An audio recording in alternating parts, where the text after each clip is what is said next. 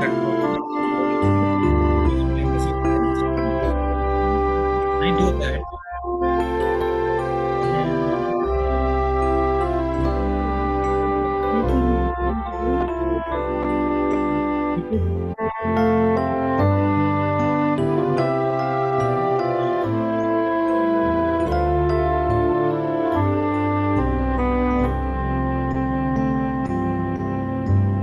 Come to me, all you who labor and are heavy laden. I will give you rest. Come to me, all you who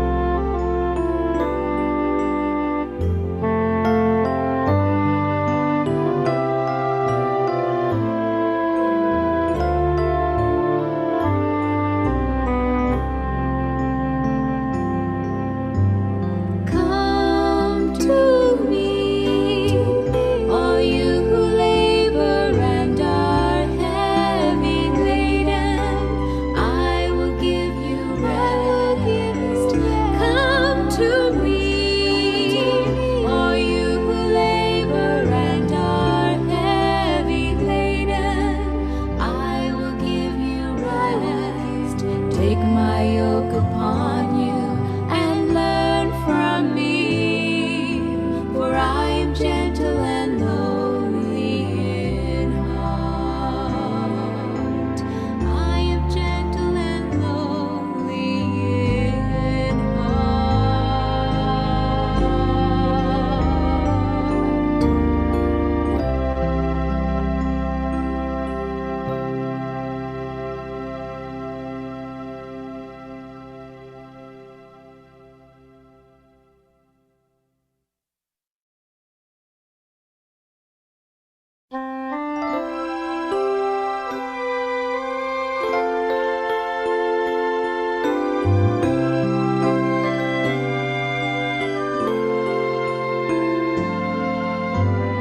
Come to me, all you who labor and are heavy laden. I will give you rest.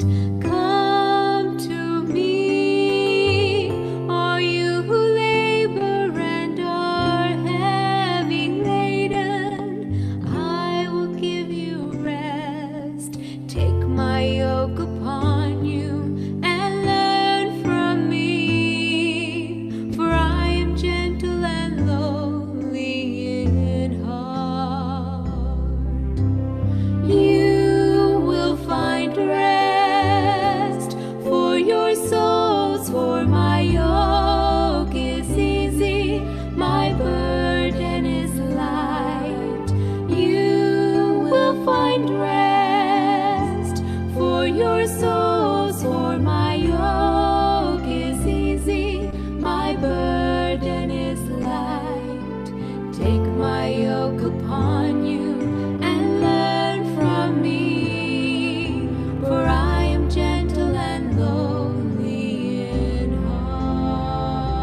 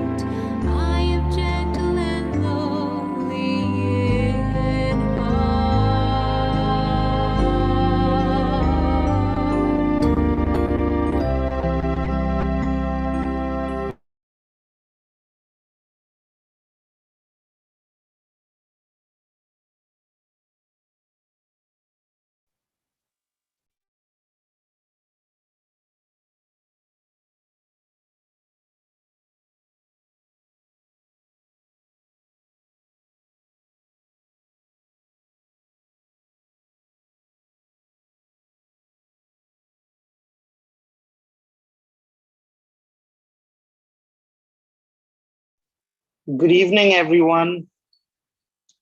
We're glad to see all of you here for yet another time of listening to God's word. I hope each of you are doing well and that God has been blessing you today. I want to read a little promise found in the book of Psalm chapter 34, verse 18, which says, "The Lord is there to rescue all who are discouraged and have given up hope." We serve a God who's willing to work with us even through times that are tough. I want to sincerely appreciate all of you who have joined, and we know many of you are going to join a little later. Some of you are at work, some of you are at home, some of you are retired, some of you are students.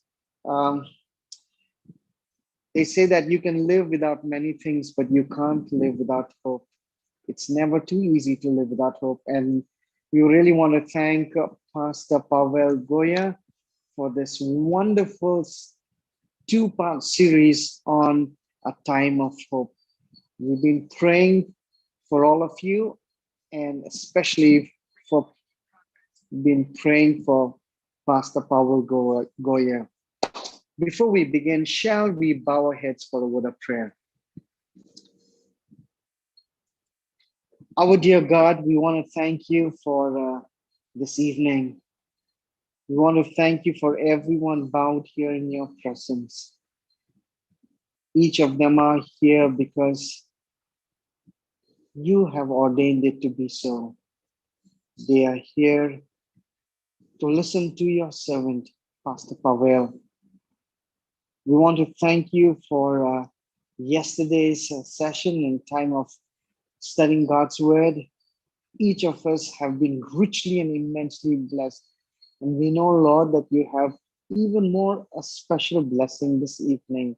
We pray for a special anointing on Pastor Pavel Goya as he speaks.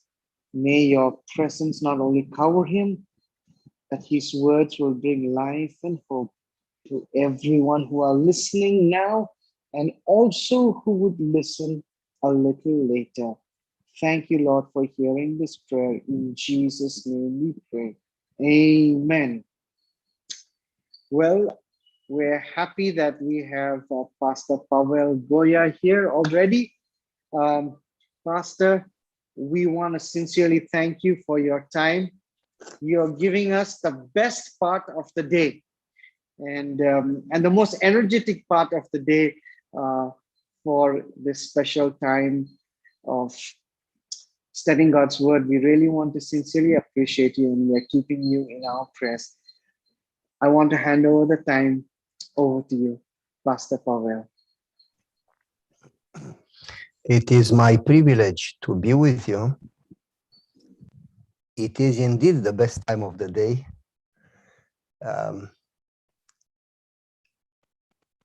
Again and again, we know the Bible is very clear. The Bible says, and this is sometimes easy to say, difficult to go through. It doesn't say we hope, it doesn't say we think, it says we know that all things work together. Romans chapter 8, for we know, we surely know that all things work together. Does it mean that God sends things? Look in the book of Job, and that's not my subject today, but look in the book of Job. It was not God, it was Satan that came to God and said, you are not a good leader, people don't love you. And God says, yes, they do. Watch Job, my servant. He follows me, he loves me. And Job says, you gave him a nice Mercedes, you gave him a nice house, you gave him children, you gave him a nice job. He has camels, he has sheep, he has homes, he has children, he has position of influence. Give me that, and I love you too. And God says he doesn't love me because of the blessings. That's a general tendency in Christianity. We want blessings more than we want presents, to the degree that blessings have become a curse because we got to the point that we worship blessings more than we worship the God who gives the blessings. To the point that people pray for help, people pray for blessings, and if the prayer doesn't seem to be answered the way they want or in the time they want, people lose faith in God, get discouraged. So our faith, our relationship with God, many times depends on blessings and answers to prayer instead of relationship. Instead of knowing God enough to trust in Him when we don't understand what is going on. To trust in Him and love Him, not because we got an answered prayer, but rather because we know Him, and though we may not understand what is going on, we know that all things work together. We know that He loves us to the degree that He gave His Son. We know that He is coming soon. And so to depend on relationship, to know God is life eternal. To depend on relationship, not on answered prayers and blessings. Oh, I've been praying for this job or for this problem with my health or for so long and God didn't answer. Why doesn't He answer? People depending on answers instead of relationship. God says, my servant Job, no. He doesn't love me because I blessed him. Yes, I did bless him. He loves me because he knows me. And Job says, really? And Job says, very interesting word. You have put a hedge of protection, says in Job, a hedge of protection around him and his household. Take that protection away and you'll see he's going to curse you. And God says, okay, I'm going to take the protection. I want you to listen carefully. God didn't hit Job. God just allowed it. God is in control. He is not in vacation. He is not old. He doesn't have arthritis. He is not paralyzed. He is able. But God doesn't send the evil. God doesn't need evil to do good. God can use good to do good. God is good, therefore God cannot be tempted to do evil. God is always good. God is love, a love that in eternity we'll never fully understand, a love that angels watch him and they are always in awe. Whoa, worthy is the Lamb. Whoa, a love that we'll learn forever and ever and ever and never understand the drop of God's infinite love. God could have given us anything easy. He says, and it happens. But he gave us Jesus. And he suffered on the cross for you and for me. God is love. Nevertheless, God, though he doesn't send evil, sometimes he allows Satan. Satan does the evil. God allows it. So God said to Satan, okay, I give you permission to touch him. But you can go so far. God put limits. You can go so far. It was, Job didn't understand. He didn't understand what was going on. He didn't know the story. He didn't read the book of Job.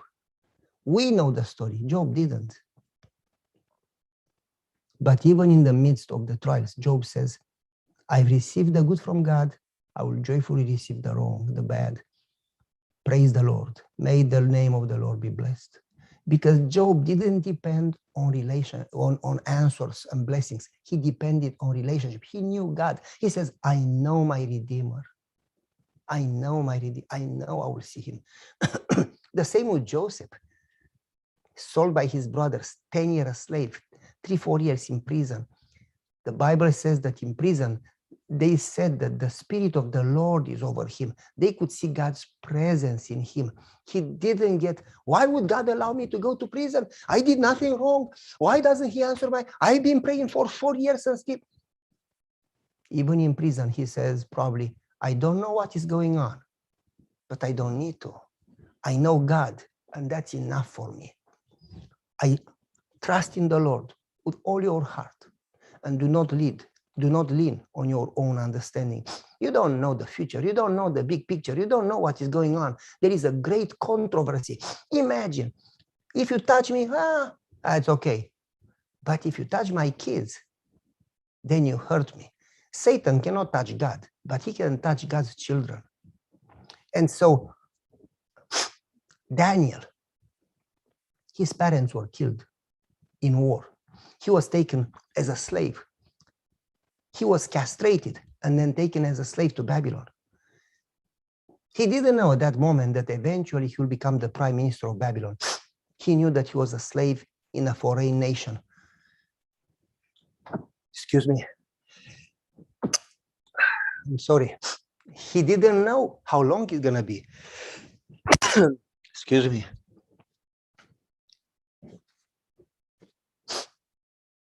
Yet Daniel determined that he will serve the Lord regardless circumstances, that he will trust the Lord. I trust the rock of my salvation. He is my rock. He is my savior. People in the Bible, they didn't know, they didn't understand. It's easy to trust when you know, but faith is not what you know. Faith is who you know.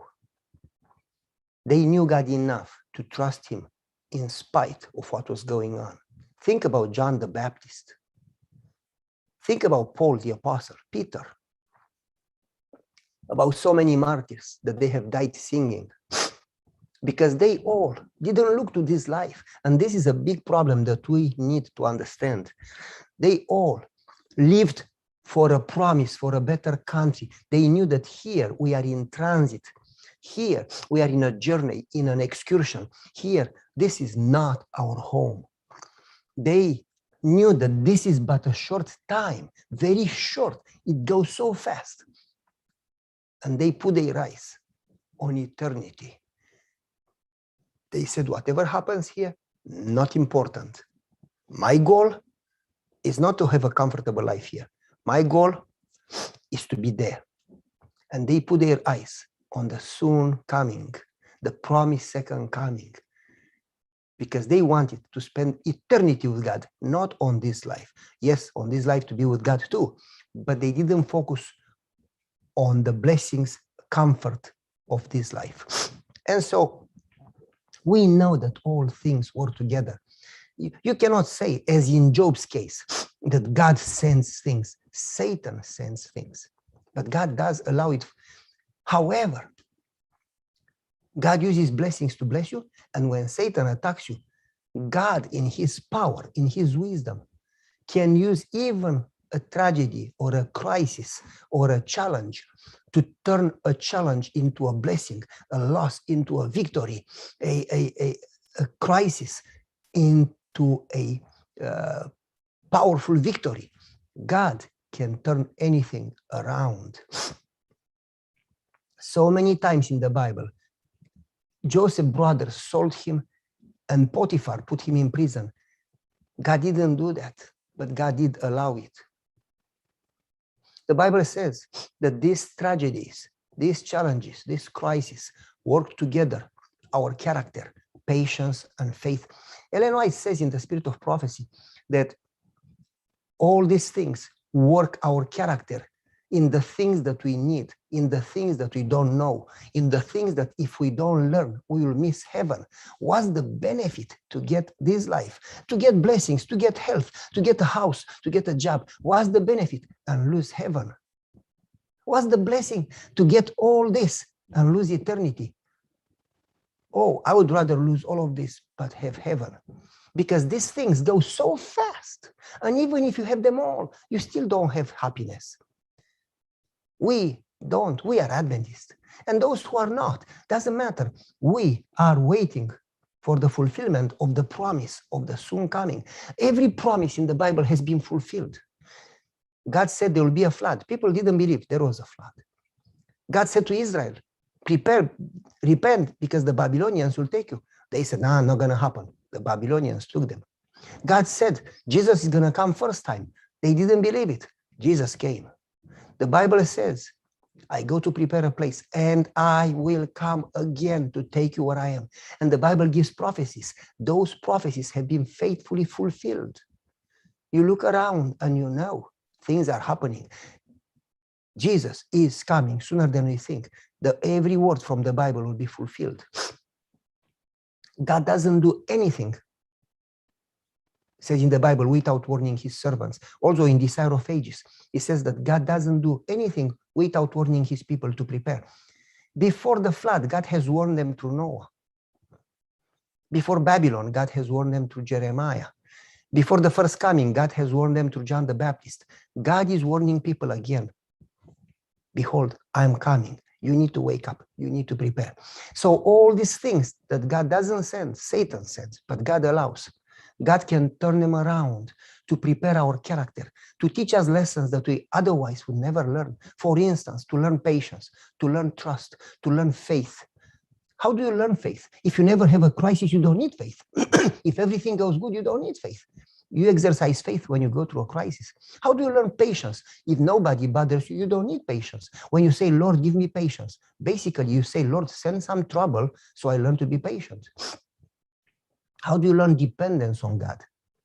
God allows things to develop those characteristics that we miss, that we will lose heaven, we will lose eternity, we will lose salvation.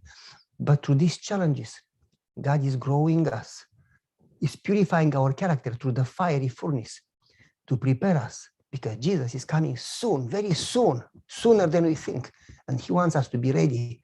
And I tell you, when we will be in heaven, this short life, compared to eternal life that goes forever and on and on, forever and ever and ever and ever, millions, billions, trillions, we don't understand that. But the Bible says that there will be no more death. When you live there forever, never sick, happy, you will forget this a few years. And so God doesn't send things, but he allows it and turns it around. What Satan intends to attack you and destroy you, God turns it around and uses for your salvation. For instance, Joseph, Satan attacked him, wanted to destroy him. God turned it around and used it to elevate him, to prepare him, to grow him, and through him to save his family and many others. God can turn even a crisis into a victory and a blessing. I want to give you an example. When we moved to this country, we used in Romania to have a pretty decent life. My wife and I owned a little factory, a little business. We made clothing, and we had a pretty good income, very good income. Basically, people would make in Romanian money about 2,000 a month. We made about 50,000 a day, every day. We had a pretty good income. We had influence. We had some power. We had some connections and some friends in high places, and a nice house and a nice car and a good salary, a good life. When God called us to come to school to the US, it was not easy, because it's easy when you go from being poor to be rich. But when you have everything and you go to a new country where you don't know the language, you don't know anybody, and you start life all over again with zero and no work permit. We had no food for several days. Now, if you knew me, you know that I eat a lot. Basically, when I'm going to come and visit you, if you invite me to eat, you need to be prepared, because I'm going to eat a lot. I love food. And so when you go to a new country and you don't know the language and you don't even have food for 4, 5, 6 days, and next week again, and you struggle even for a piece of bread, and you go to sleep dizzy because you didn't eat for several days, that's not easy. That's not easy. And then we got a letter from the school because we didn't pay tuition. I'm going to be expelled. And we got a letter from the housing department that we didn't pay apartment. Therefore, we are going to be evicted from the apartment. And we got a letter from the electrical company that we didn't pay electricity and they are going to cut our electrical power off. And then we got a letter from the telephone company that they will cut our telephone. And then you get the picture. It was coming from all directions. And I had no food, and we had 2 children to feed. And what do you do in that situation? And I prayed and I prayed and I prayed. No answer. God didn't seem to hear. For a while, we put our eyes on our challenges, on our crisis. And it seemed to me that the more I look to the problems, the more depressed, desperate, discouraged I get. Satan wants you to put your eyes on the crisis. But eventually, I remembered, you see, bless the Lord, O my soul, and do not forget any of his benefits. Do not forget. The spirit of prophecy says we have nothing to fear unless we shall forget, how God has led us in the past. God told Moses, write these things in a book and read them again and again to your children, and do not forget how God has worked for you. It is a danger to forget. If you remember how God has led you in the past, it will sustain you to the present. But if you forget, you will go discouraged, depressed, lose hope. And so I remembered how God has led us in the past, how many miracles, how many interventions. I remember that we didn't want to come to this country, but God worked several miracles to show us clearly that he wants to come. I remember the Bible verse that was in the morning when I went to the embassy. I know the plans I have for you. God has a plan for you. I remember when I went to the embassy, there were over 900 people ahead of me. Only 4 of them got visa. And then me and my family, that was a miracle. They would always, in that time in Romania, most of the time reject people, don't give them a visa for the US. And I didn't even ask for a visa. I said, you know, I think God wants me to go to school, but I don't care if I go because I have a good life here. I don't really want to go. And they gave us, long story, they gave us visa. And I remembered all of this when I was in school and I didn't have food. And I said, you know what? I don't understand what is going on. But I know that we are never alone. I know that God loves me. I know that he is with us even when we go through the waters. I know that all things work together. I don't know how, but I do believe that. And so I was praying. I was walking to school and praying. And I got next to the school, to the seminary. And I put my head on a tree and I was praying. And somebody hit me on the back. Young man, why are you crying? And I looked and it was the dean of the theological seminary, the dean of the school. Young man, why are you crying? And I said, I'm not crying. I am a man. Men don't cry. He said, yes, you are crying. You are just too proud to acknowledge. I used to be very proud when I had my business and money and influence and power. I used to be very proud, very arrogant, very stubborn. I thought I am somebody. I thought I know everything. I was educated. I was rich. I was influential. I thought I'm somebody. So I used to be stubborn and proud. So when the dean of the school said, why are you crying? I got straight. I said, oh, I'm not crying. Yes, you are. You have tears in your eyes. Oh, it's just allergies. He said, you are too proud to acknowledge. I heard you crying and praying. And he said, if God brought you here, God will take care of you. And you may not understand what is going on, but all things work together. God is allowing those things for your benefit. In my mind, how could God allow me to suffer? Why would he do that? He said to me, God doesn't send it, but God allows it, and he turns it, even when Satan attacks you, he turns it into something good. I said in my mind, how could God turn this in something good? Well, that Sabbath, my wife and I, when we went to church, the pastor spoke and he started a sermon with the Bible verse from Jeremiah 29. I know the plans I have for you. Well, that Bible verse was in the devotional, the morning when we got a visa. That Bible verse was in the letter from the school, the letter of approval. That Bible verse followed us so many times. And so my wife and I looked to each other and we said, maybe this sermon is for us. And we hardly knew a little English. But the pastor said, you know, God sent Moses. And Moses said, Lord, I don't know this language. And God said, who made the tongue? Lord, I don't have any money. And God said, if I send you, I will provide. I will be with you. Don't you worry about things. My wife and I thought, he is talking about us. We don't know the language. We don't have any money. But he said, God told Moses, if I send you there, I will be with you. You may not understand what is going on, but you are never alone, never alone, never alone. Even if the mountains move, I will never leave you nor forsake you. I am with you, next to you. You are never alone. And so, by the way, this is not the sermon. This is the introduction to the sermon. And so, so my wife and I looked to each other and we said, you know what? We don't understand what is going on in our life, but let's not fix our eyes on problems. Let's fix our eyes on Jesus. We went home after the sermon. Thursday night, somebody knocked in the door.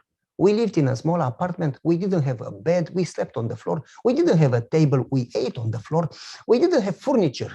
I did my homework on the floor. We were very poor. Somebody knocked in the door. I opened the door. It was the pastor. I said, come in and sit down. I meant it, sit down, because I didn't have a chair. He looked around. There is no chair. I said, no, sit down. He sat down on the floor. I sat down on the floor. I said, how can I help you? He says, Pastor, the dean of the school talked to me. And he did some research and he learned that your sponsor who promised to pay your tuition, your sponsor who promised to pay your school and your apartment, he had a heart attack and he was dead for 7 minutes. And when he recovered, he lost his memory and he lost his job and he lost his money and he cannot help you anymore. And instantly you came to this country hoping that somebody's going to pay your school, and instantly you have nobody to help you. And so we learned what happened. So this is the deal. The school is going to pay your tuition for 1 year, and the church is going to pay your apartment for 1 year. Only if you get straight A's. When you get a B, we don't pay. And we are not going to pay 4 years for you. We pay 1 year. Second year, third year, we don't care. You pay. You better finish in 1 year. I said, no, you don't need to pay for me. They said, we were impressed to do that. Only if you get straight A's and only for 1 year. Well, I put my knees down and I learned literally on my knees. I learned while praying, literally by the bed on my knees. And I asked God to help me learn this strange language, English, you know. And I prayed day and night. And by God's grace, I took 27 credits first semester, 22 second. I don't remember precisely how many, 17 summer, but I finished in 1 year and 1 summer. Basically, 1 year and the summer classes, I finished my bachelor. When the letter came from the school, straight A's, not 1 B. Oh, I started to cry. I said, Lord, how could this be my grades? Because I don't know English. This is your grades. You got A's. I deserve to fail. You graduated, not me. Well, the pastor and the dean came to me and said, Pavel, we are impressed. You finished in 1 year your bachelor with straight A's. So we decided to pay another year for your master's. If you go to Andrews, we'll pay 1 year if you get straight A's. Well, we went to Andrews. We didn't have money for food. I remember it was about a few days that we went without food. And I was dizzy. I could not walk. I was so hungry. I could eat a stone. And I was, why doesn't God help us? We go again to the same challenge. Why would God allow this tragedy in my life? And my wife says, you forgot how God has led us in the past. Let's trust in the Lord with all our heart, though we may not understand what is going on. And so she said to me, instead of focusing on our problems, why don't we focus on service? Why don't we serve God and let Him provide for us? Let's do our job. God called us to serve and to love and to help. Let's do our job and trust in the Lord. So my wife and I went to visit other classmates that had worse than us.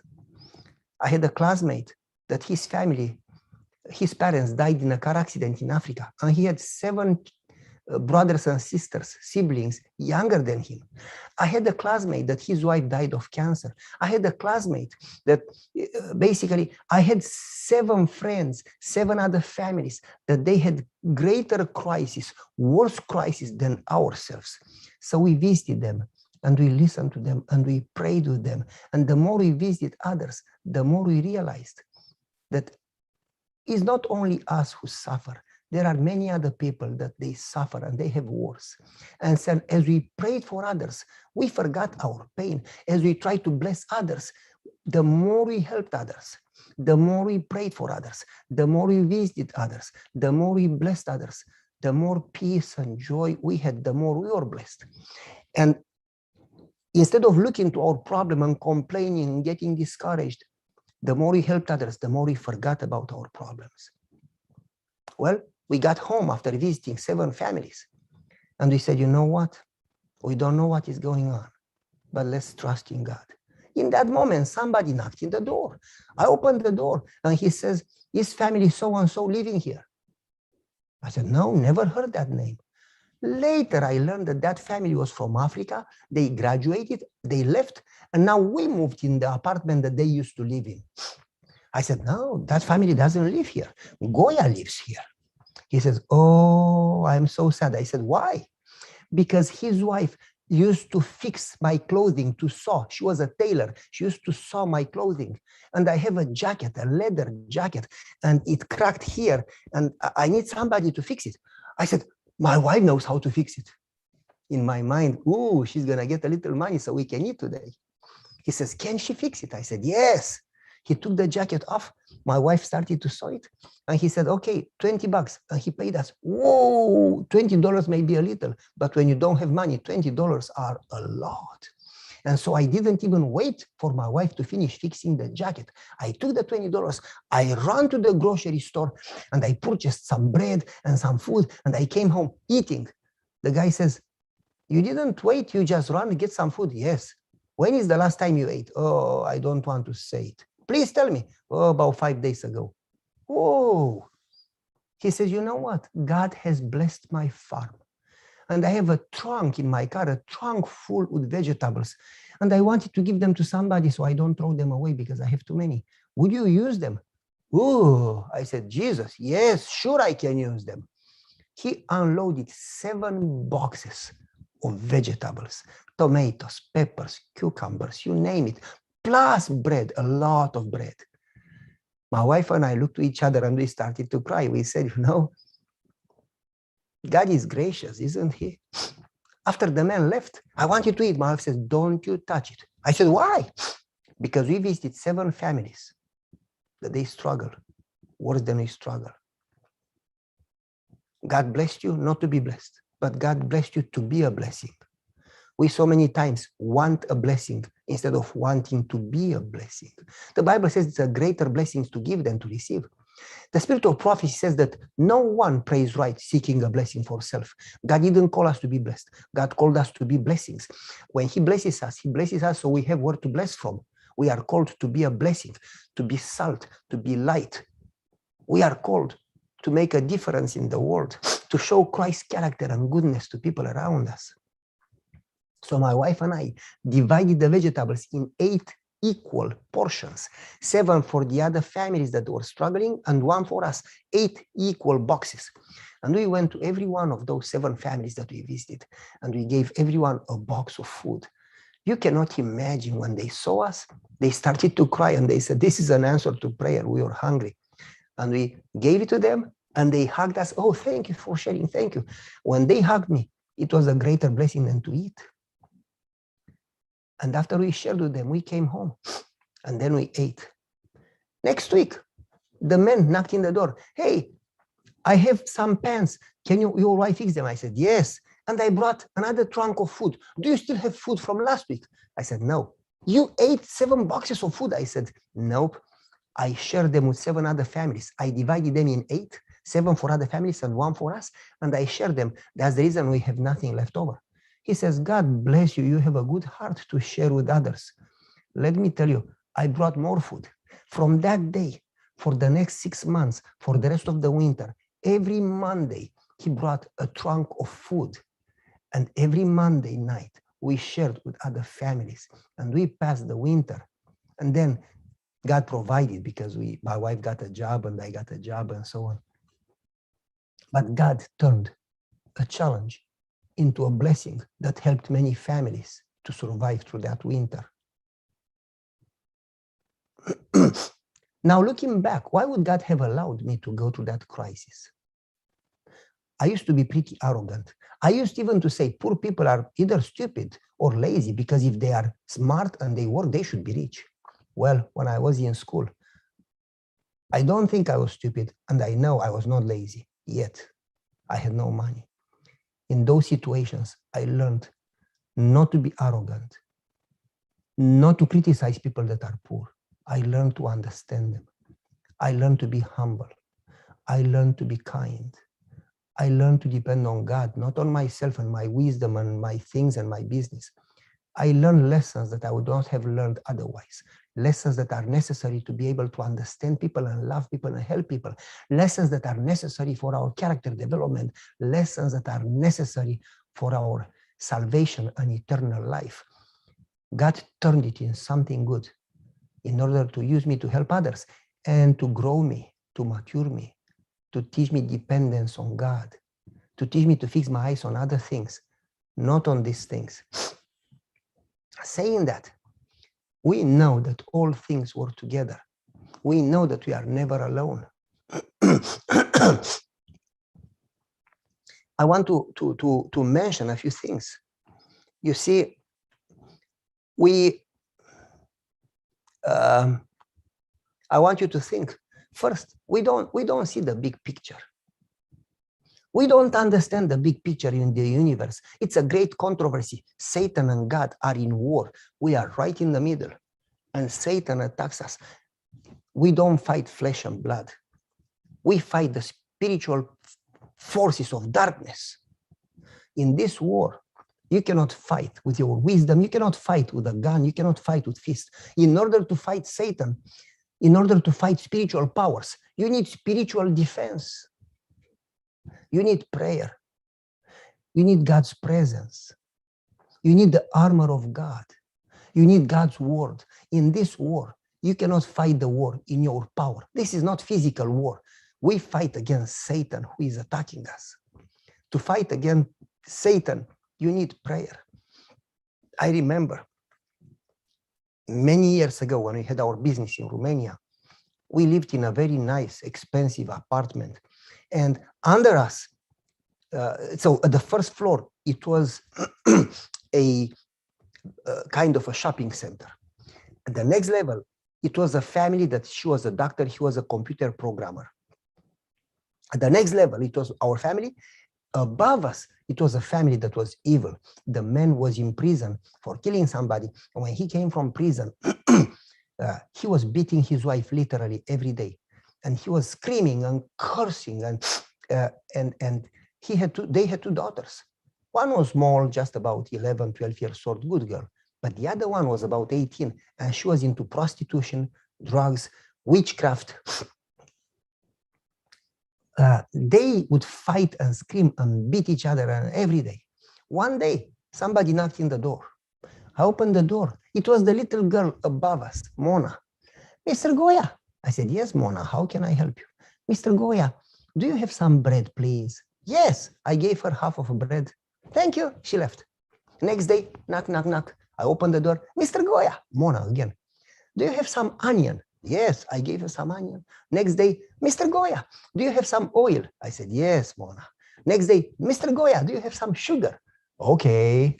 Next day, Mr. Goya, do you have some flour? Yes, Mona. Next day, Mr. Goya, every day. After 2 weeks, I said, Mona, why do you come every day and ask for something? Mr. Goya, my dad takes all the money and he drinks them, and he doesn't give mom any money, not a penny, to buy food. But if mom doesn't cook, he beats her. But she has no money to buy vegetables to cook. But then when he comes home, he beats her because she didn't cook. So I come to you and I get the vegetables from you so my mom could cook so she would not be beaten by my dad. I said, Mona, You can come every day. I'll be glad to share with you. God has blessed us. We have everything. Who has blessed you? I said, God. Who is God? Mr. Goya, you are not normal. I said, yeah, I know. Many people say that I am not normal. She says, no, you are not normal. I said, yeah, I know. Why do you say that, Mona, that I am not normal? Because you don't fight. We fight, but we hear you singing and you are happy. You never fight. You are different. You are not normal as normal people fight. She says, why? I said, Mona, because we have Jesus. And she says, Mr. Goya, can you give me a kilogram of Jesus so we stop fighting? I said, Mona, Jesus is not vegetables. Jesus is not an object to give you a kilogram. Jesus is a person. Oh, when you have a person in your family, you don't fight? I said, yes. Is he here? I said, yes. She put her head through the door and she looked inside in the living room. Where is he? Can I see him? I said, no, Mona, you cannot see him. What? He's here? Yes, but he's invisible. Whoa, like the spirits that my sister goes to when she goes to witchcraft. She talks to spirits that are invisible. I said, no, Mona, Jesus is not like those spirits. Those spirits are evil spirits. They do evil. My God is the God of the gods, the God of the universe. And he is good, and he is love. And when he lives in my heart and in my family, we have peace and we don't fight one another. We show Christ's love. We love one another. We talk together. We pray together. We are patient with one another. We tolerate. We help one another. She says, wow, what can I do so Jesus, the invisible person that you talk about, would live in my family so we would have that peace and joy? I said, Mona, come every day to get some food and I'm going to teach you how to have Jesus in your family. So I started to teach her songs and stories from the Bible and Bible lessons and give her Bible studies every day. And Mona would come every day. One day, Mona didn't come. Somebody knocked on the door really hard. When I opened the door, Mona's father, with dark, shiny, fiery eyes, he looked into my eyes. He had an axe in his hand, an axe that you chop the tree with. And when I opened the door, he wanted to hit me with the axe in the head to kill me. I ducked and the axe went into the door. And then he looked to me and with a deep voice, he said, I hate God. In my house, we worship Satan. If you teach my daughter about God again, I'm going to kill you, your family, your wife, your children, and then I don't care that I go to prison. Don't you ever talk about God. We worship Satan. And he left. Mona didn't come back. He didn't allow her. 2 weeks later, I met Mona in the marketplace. Mona, why don't you come? Oh, my father doesn't allow me. Mona, keep praying. Oh, my sister said if I go with her to the witchcraft, she's going to give me a chocolate. Mona, don't go there. Don't you go on Satan's ground. Oh, I did go already, and she gave me a chocolate, and tomorrow I go back, and we talk to the spirits. Mona, don't go there. She did go. Soon enough, Mona became demon-possessed. She would have 2 voices. Her voice, Mr. Goya, how are you doing? And another deep voice, I hate God. I said, Mona, why do you say that? I don't say it. He who is in me says that. One night, they were fighting and screaming. You could hear them screaming. And there was pressure, literal pressure in our apartment. My wife and I could feel around 1 a.m., midnight, we could feel pressure on our chest that we could not breathe. So my wife and I started to pray because we don't fight flesh and blood. We fight against spiritual powers in heavenly places. And spiritual powers, you fight with spiritual weapons. You don't fight with a fist. You need the presence of God to fight the presence of Satan. And so my wife and I started to pray. And when we prayed in Jesus' name, the pressure went away. But they were still fighting. At a certain moment, I heard the window opening in their kitchen. Squeak! And then the mother screaming, no, Mona, please. And then, pooh! I said to my wife, Mona jumped off the window. When I looked through our window, sure enough, Mona jumped from the 3rd story, from the 3rd level on concrete. I called 911. They came, they took her.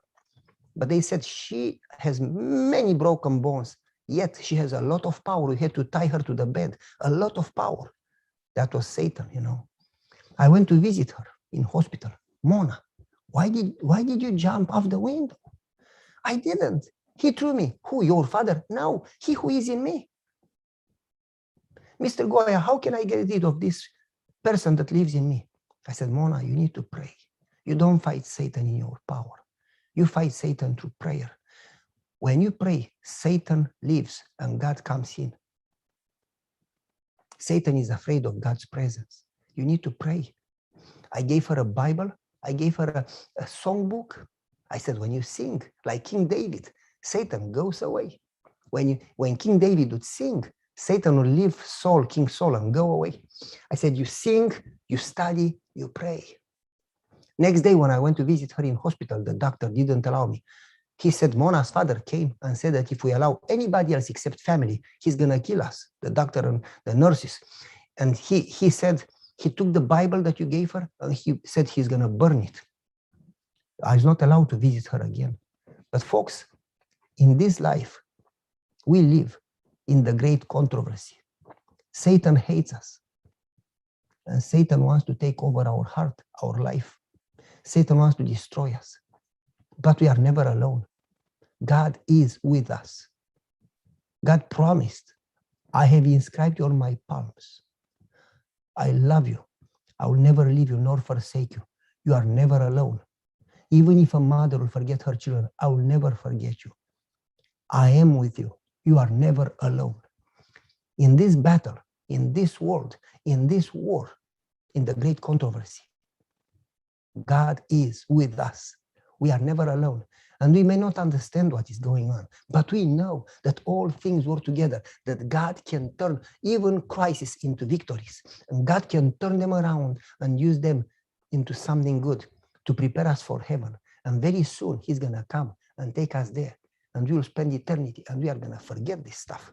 I want you to know, first, we don't see the big picture. We don't understand what is going on. We see just what we see. There is a lot more going on in the great controversy. Job didn't see the big picture. Joseph didn't see the big picture. Abraham didn't see the big picture. Moses, Daniel, they didn't see. But God knows the big picture. We don't know the future. God knows the future. Because we don't understand what is going on, we need to trust in him. We cannot rely on our own human understanding. We need to rely on God. But secondly, not only that we don't see the big picture, but we alone can do nothing. Jesus says, I'm the vine, you are the branches. Separated from me, you are nothing. But if you remain in me, you will produce much fruit. We alone can do nothing. We alone can have no victory, no power, no peace, no strength, no salvation, nothing. But in Jesus, the Bible says, I can do all things in Christ who gives me strength. In Jesus, we can have victory. In Jesus, we can have peace. In Jesus, we have salvation. Christ in you, the hope of glory. He who has Christ has life. He who has no Christ has no life. In Jesus, we can have hope beyond measure, beyond human understanding. We can have hope in spite of any challenges. And so, let me give you another story to exemplify that we are never alone. I read a book about, and you can read on the internet, about a lady called Jennifer Rothschild. She was a lady going to a Baptist church, and she worked for a Baptist radio station, talking to people on radio, giving them courage. And she was married, and she had a little 3-year-old daughter, and she had a husband that was a military officer. And one day, she could not see clear. So she went to the doctor, and the doctor said, you have retinitis pigmentosa. Basically, it's a disease that has no cure. Nobody knows how to cure. Nobody has a cure. Basically, in about 2 years, you go absolutely, totally blind, absolutely blind. You see nothing. She was young. She knew that's the end of her joy. She's going to go blind, and she'll be blind for the rest of her life. She prayed, nothing happened. She fasted, nothing happened. She prayed again, nothing happened. Why doesn't God answer? Eventually, she could see less and less, to the point that she was absolutely blind. She got so discouraged. Why would God allow this in my life? Why would God not answer my prayer? You know, she said to her husband, where is God now? And her husband answered, he is in the same place where he was when his son suffered on the cross. Imagine if God would answer to every, let's say, Adventist, because we go to church and we keep Sabbath. If God would answer every prayer, Lord, I want a bigger house. Okay. Lord, heal me. Okay. Lord, give me. If God answered every prayer, and you'll never be poor, and you'll never have any crisis, and you'll never have any challenges, and you'll never be sick, and you'll never die. If God answered every prayer, then everybody would go to church, not because they love God or want God, but because they just want to have a good life. Then everybody would be a Christian, but none of them would be honest Christians. I don't need my son to love me because of my money. I need my son to love me because he knows me, because of relationship. We don't love God because of blessings. We love God because he loved us and he died for us. And because we want to be with him forever in eternity. And so that's what Job said. I've received the good things. Why not the bad things? Praise the name of the Lord. I know him and that's enough for me. Even if he doesn't seem to answer my prayers, I don't love him because of answers. I love him because I know him and he loves me. And so her husband said to Jennifer, why do you say that? Well, God doesn't love me. He left me. I am alone. I am blind. My life is terminated. I have no hope. He said, stop looking to your problems. Stop fixing your eyes on your crisis. Turn your eyes upon Jesus. You are never alone. He loves you. Yeah, really? Why didn't he answer my prayer? Well, we don't know right now, but we'll understand later. No, we cannot understand anything. Well, the more she talked about her problems, the more discouraged and depressed she became, to the point of losing her faith. She stopped going to work. She stopped going to church. She was blaming always. She was negative and criticizing, depressed, discouraged, sad, unhappy. After a few months, her husband said, listen, you make your life difficult. You make my life. You make everybody's life difficult because you look to the problems. Turn your eyes upon Jesus. Oh, I don't have eyes. I am blind. You know what I mean. Don't put your mind on tragedies. Satan wants you to do that because he wants to get your faith, to ruin your eternity, your salvation. Put your mind on Jesus, on his promises, on his love, on his presence, on his coming in heaven very soon. He's going to come in heaven. You'll be healthy and you'll forget these things. Put your eyes on him. Oh, it's easy for you. Her husband said, you know what? You have too much free time in your hands, and that's the reason you spend all the time complaining and talking about your challenges. Let's get busy. Let's cook together. Oh, I cannot cook. I am blind. Yes, you can.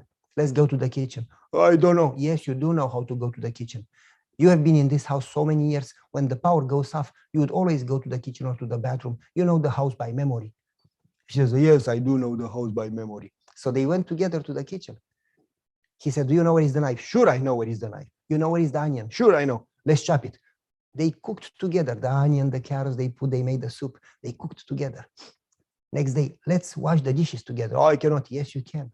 Next day, let's now clean the house together. How do I do that? Very simple, with the vacuum, slowly, meter by meter, inch by inch.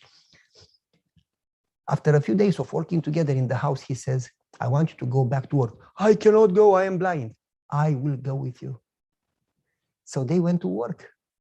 And he said, let's count the steps so you learn how to do it alone.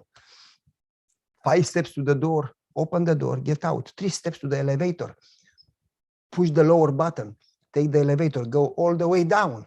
6 steps to the stairs, 3 steps down, 4 steps to get out of the apartment building, 16 steps to the parking, to the sidewalk, to the bus station. Get to the bus, ask people for bus number 11. When the bus comes, or bus 14, I don't remember. Go 3 stations, get off the bus, 22 steps to the parking. He went with her. 6 steps up, open the office building, and so on. He went with her to work first day. He went with her to work second day. He went with her to work 3 days, a week, every day, every day counting the steps. 5 steps to the door, 3 steps to the elevator, da, da, da, da, da. And now he says, next week I go with you, but I am not going to lead you. I want you to count the steps. Oh, I cannot do it. Yes, you can. She started to count 5 steps to the door, open the door. He went with her, but now she was counting the steps and she was going. And she went Monday to work and she went Tuesday. Next week, the 3rd week, he says, now you go alone because I have a job. I have to go to work. If not, I'm going to be fired. I lose my job. No, you cannot abandon me. God left me alone. You leave me alone. You don't love me. Honey, I love you, but I have to go to work. Now you learned how to go to work. You learned the number of the steps. We have been for 2 weeks. First week, I led you. Second week, you walked yourself. I was by your side to make sure that you don't stumble. But now you learned how to go. Now you can go alone. No. And she was complaining, I am alone. Nobody loves me.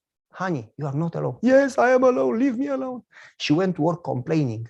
She counted 5 steps to the door, elevator, so many steps, 16 steps to the parking, take the bus.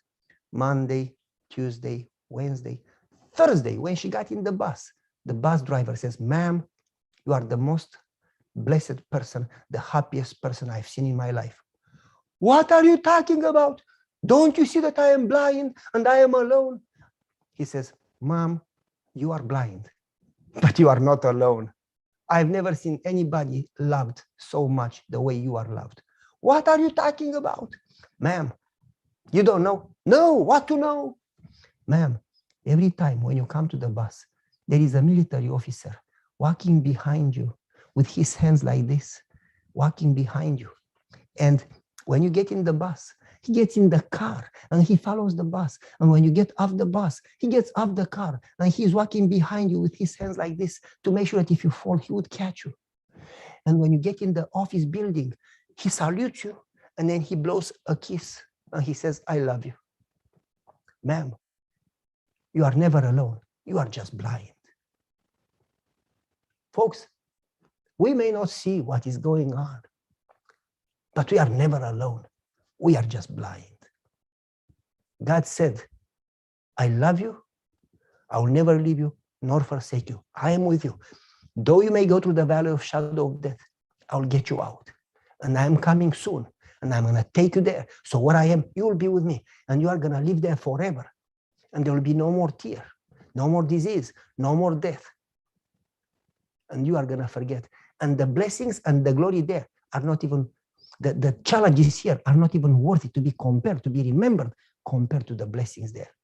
Hang in. Wait. Trust in me. Because all things work together. The lady, after the bus driver told her that, ma'am, you are just blind, but you are never alone. Your husband loves you and he never leaves you alone. He's by your side. When the driver told her that, next day at the radio station, she said to the folks, listen, we may not know what is going on because we are so blind, but we are never alone. God is with us. God is with us. Jesus, his name is Emmanuel. That means God with us. And if God is with us, who can be against us? And she started to encourage people way better than before because she has been there and she understood now. Folks, we are never alone. I want to emphasize that our time is up. We need to finish, and I have other meetings shortly. But I want to emphasize again and again, I'm sorry, I really didn't have time to go through the sermon. I had a PowerPoint presentation with a sermon about prayer, but I gave you so many, in introduction, so many stories that we never got to the sermon. But let me emphasize this clearly. God loves us with a love that we will never fully grasp. We will never understand a drop of God's love. Forever and ever in eternity, we are going to learn of his love and we will be amazed and we will wonder, why did we doubt him? Put your eyes on him. Don't put your eyes on challenges. Don't put your eyes on self. Don't put your eyes on problems. Turn your eyes upon Jesus. Because the more you know him and understand him, the more peace, the more joy, the more you trust in him, and the more he can work in you and through you. The more you know him, the more you are going to praise him, and the more you are going to have peace.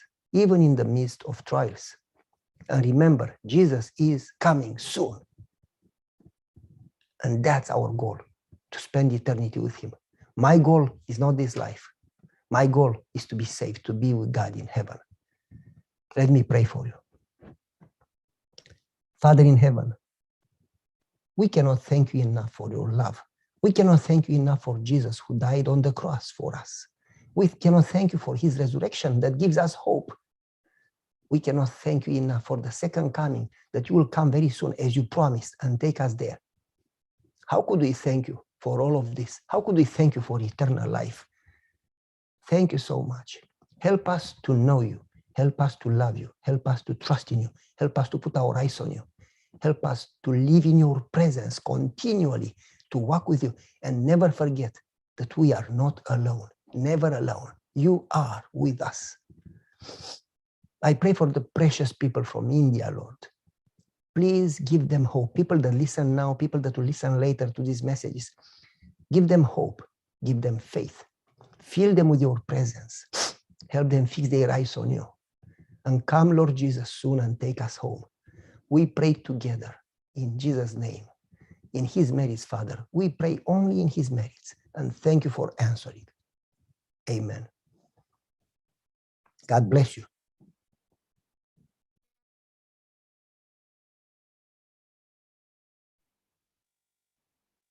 Thank you, everyone, for joining this evening.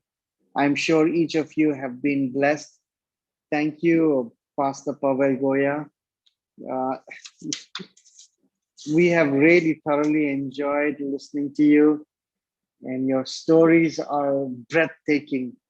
It just reminds us we serve a God who is faithful, and no matter what our circumstances is, he promises to be with us. On behalf of the Ripples, I just want to thank you for your time and for sharing God's word to all of us. Thank you, everyone, for joining in this evening. I know all of you are from different parts of the country. We have many who are joined in from different parts of the world. I know many of you are going through some experiences, probably very hard to comprehend. It may be grief, it may be challenges of different kind. But in our two-part series, we have been reminded that God is a God of faithfulness. He's a God of hope, and his strength will see us through. And we want to thank you all. If you have any prayer requests, you can share it, and we will try to send this link, and you can share it with anyone here who would benefit from this two-part series. God bless you, and we want to wish you a wonderful evening, and may God